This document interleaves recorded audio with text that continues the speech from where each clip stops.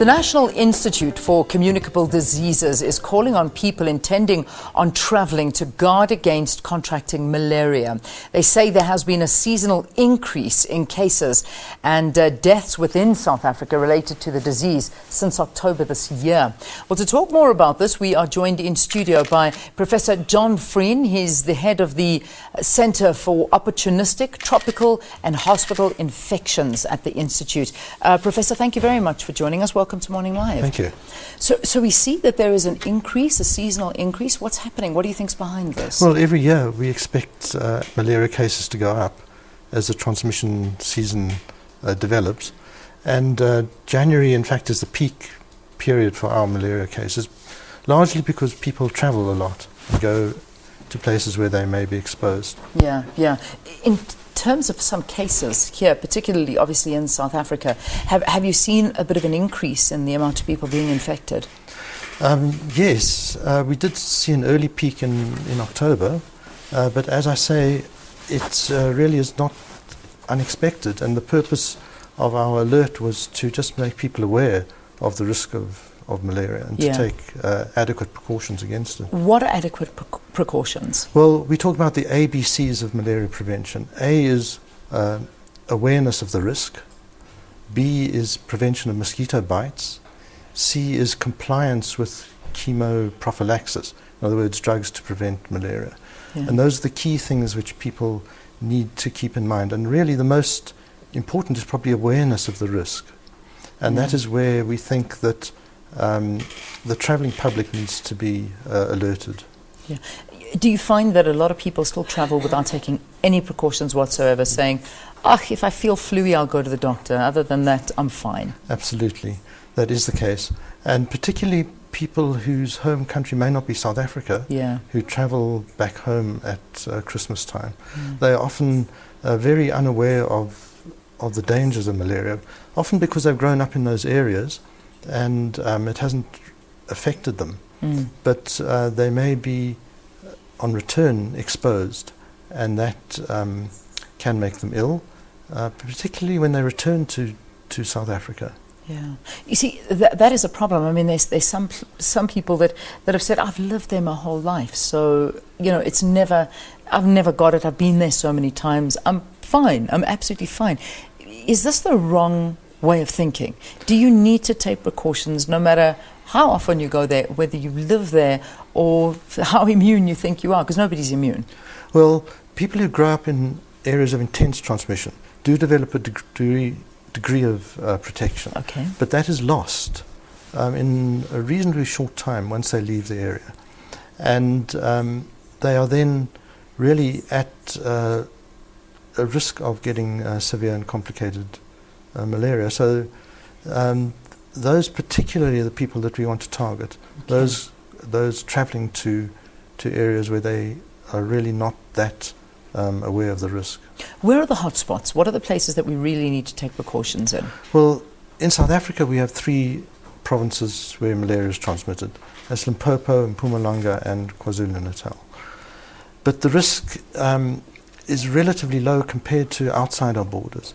And really it's Mozambique which is the particularly high risk area for our travellers. And then to a lesser extent Zimbabwe, northern Botswana, northern Namibia. Okay.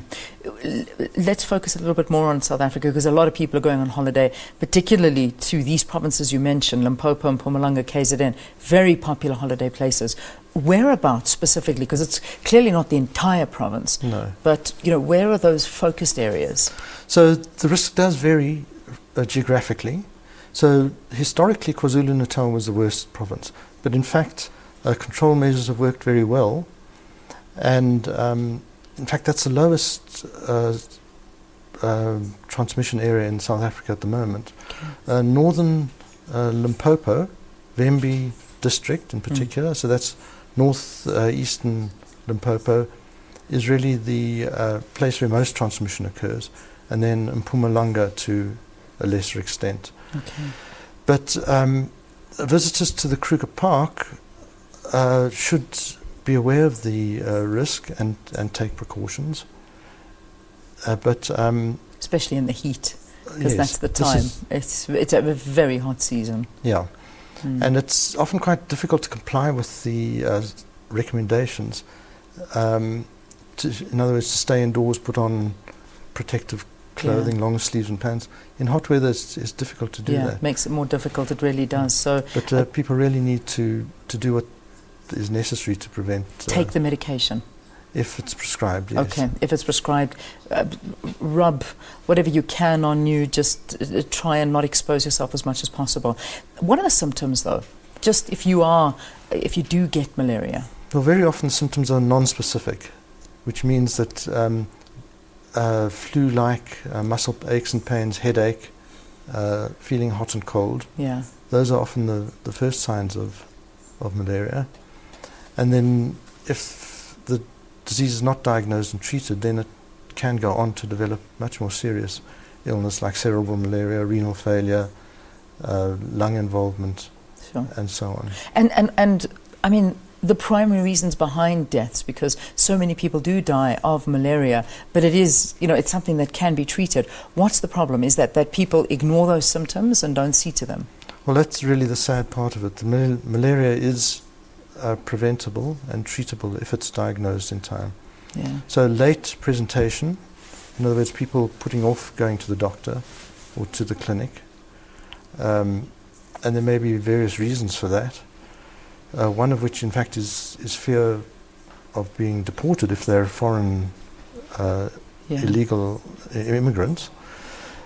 And then in hospitals, because our malaria rates have dropped compared with previous periods, there's often a lack of awareness amongst medical staff and lack of experience in treating the more serious cases of malaria. Yeah. And that's one reason behind our increasing death rate.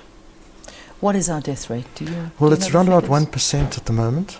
Okay. And the national target is half that, 0.5%. No more than 0.5% of people with malaria should die. Sure.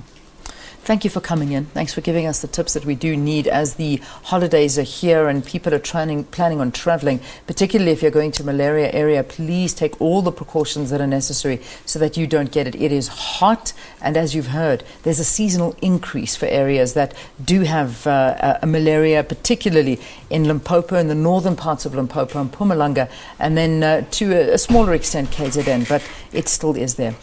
Professor John Frean is a National Institute for Communicable Diseases. That's where he's from, and we thank him very much for coming in.